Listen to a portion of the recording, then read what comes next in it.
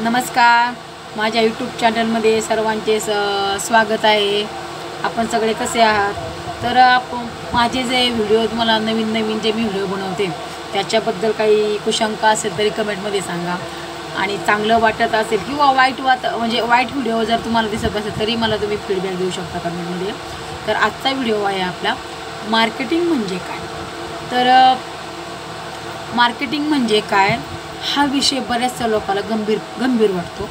गंभीर का वाटतो? कारण आपण मार्केटिंग कुठं करायची, कुणाकडे करायची, ते आपला माल घेणारच आहेत की नाही याच्याबद्दल प्रत्येकाला कुशंका असते।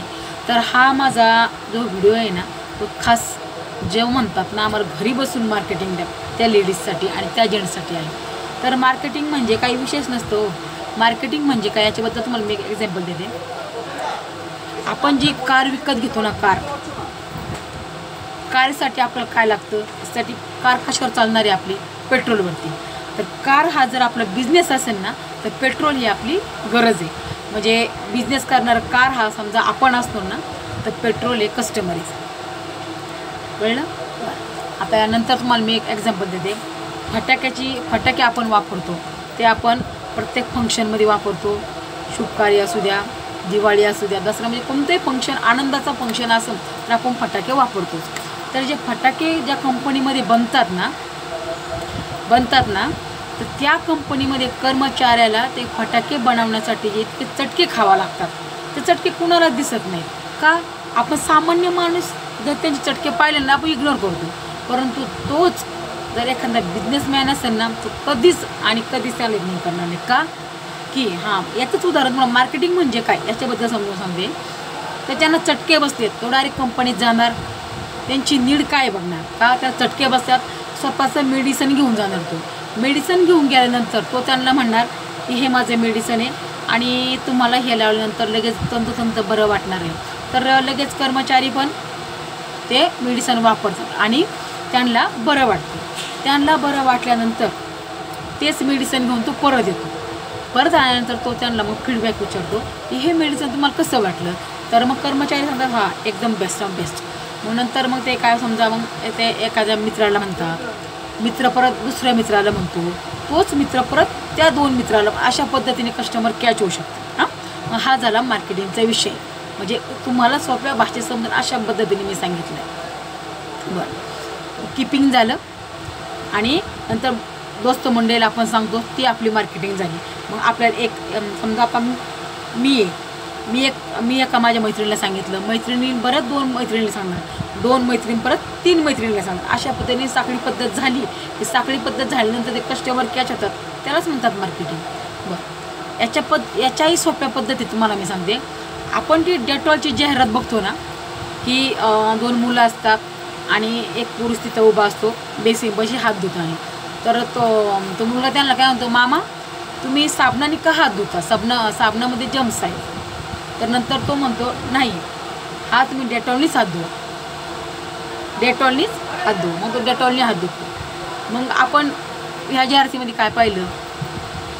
डेटॉल ही आपली क्रिएटिव्ह गरज आहे। क्रिएटिव्ह गरज असल्यामुळे आपण ती जाहिरात बघतो आणि ती मार्केटिंग होते अशा पद्धतीने।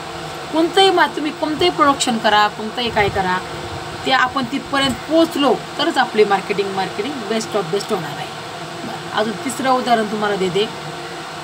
आपण जे खाण्यामध्ये तेल वापरतो म्हणा, शेंगदाणा म्हणा, मीठ म्हणा, जे काही वापरतो आपण आपली गरज आहे म्हणून वापरतो की आपल्याला फॅशन करायची म्हणून वापरतो? नाही, आपल्याला त्याची गरज आहे। आपल्याला गरज असल्यामुळे बिझनेसमॅन असतात ना ते प्रोडक्शन बनवतात आणि आपल्यापर्यंत सिस्टीमनी स्टेप बाय स्टेप पोस्ट करतात।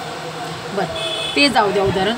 आपण मोबाईलचं, आता अंबानीनं आपल्यासाठी जिओचं कार्ड बनवलं तर त्याच्यासाठी जिओचं कार्ड बनवल्यानंतर मोबाईल हा त्यांचा बिझनेस आहे, परंतु रिचार्ज ही आपली नीड आहे। नीड म्हणजे गरज, कस्टमरची गरज काय? मोबाईल हा त्यांचा बिझनेस झाला आणि त्याच्यामध्ये रिचार्ज टाकतो ना ती आपली गरज झाली। मग त्यांनी तेच लक्षात घेऊन कारण रिचार्ज शिवाय काही होऊ शकत नाही त्यांना पण माहिती आहे। मग मार्केटिंग कशा पद्धतीने केली त्यांनी? पहिलं स्टेप काय केली त्यांनी, जिओचं कार्ड सर्वांना फ्री दिलं. जिओचं कार्ड फ्री आहे, जिओचं कार्ड फ्री आहे, ही पहिली स्टेप केली त्यांनी. दुसरी स्टेप काय झाली, जिओचं कार्ड फ्री असल्यामुळं सगळे कस्टमर त्यांनी कॅच केले आणि आपण दुसरे वोडाफोनचं म्हणा, सॅमसंगचं म्हणा, कोणतंही कार्ड न वापरता जिओचं कार्ड घेतलं. जिओचं कार्ड घेतल्यामुळं त्यांना कस्टमर एवढे म्हणजे 1 करोडपेक्षाही जास्त त्यांना महिना 2 महिने म्हणा महिन्यामध्ये कॅच झाली. आणि नंतरून त्यांनी दुसरी स्टेप काय बनवली, जिओचं कार्ड तेच ठेवलं, फक्त रिचार्ज वाढवलं. का, तोपर्यंत कस्टमरची ती गरज झाली होती. कारण आपल्याला रिचार्जशिवाय आणि जिओचं कार्डाशिवाय आपण म्हणजे काय म्हणतात ना, जगू शकत नाही अशातली आपली गरज झालेली आहे. आणि रिचार्ज काय पहिलं 149 होतं, आता त्यांनी केले 300, 350 किंवा 400, म्हणजे स्टेप बाय स्टेप ज्यांना जशी गरज आहे त्यांना तशी गरज आहे तशी त्या पद्धतीने केलं. मग हेच लक्षात ठेवायचं लेडीजने आपल्या आणि जेंट्सनी, की अंबानीने पहिलं काय केलं, फ्रीमध्ये ठेवलं जिओचं कार्ड. मग आपल्याला त्यांनी आकर्षित केलं का, जिओचं कार्ड फ्री आहे, जिओचं कार्ड फ्री आहे. नंतरून त्यांनी रिचार्ज वाढवलं आणि रिचार्ज केव्हा वाढवलं, जेव्हा ती आपली जिओची गरज त्यांच्या लक्षात आली. कस्टमर आपल्या कार्डाशिवाय दुसरा मोबाईल कोणीच वापरू शकत नाही, कार्ड कोणतंच घेऊ शकत नाही, ही जेव्हा त्यांना ती गरज कळली त्यावेळेस त्यांनी ते रिचार्ज वाढवलं. मग हेच म्हणतात, यालाच म्हणतात बेस्ट ऑफ बेस्ट मार्केटिंग. तर हा तुम्हाला व्हिडिओ माझा कसा वाटला मार्केटिंगचा. मार्केटिंग म्हणजे काही विशेष नसतं, मार्केटिंग म्हणजे कस्टमर कॅच करणं आणि सोप्यातली सोपं पद्धत मी तुम्हाला समजून सांगितलेली याच्यापैकी. तर तुम्हाला हा व्हिडिओ माझा कसा वाटला ते तुम्ही मला नक्की कमेंटमध्ये सांगा. याच्याबद्दल लाईक, शेअर आणि सबस्क्राईब करा. थँक्यू.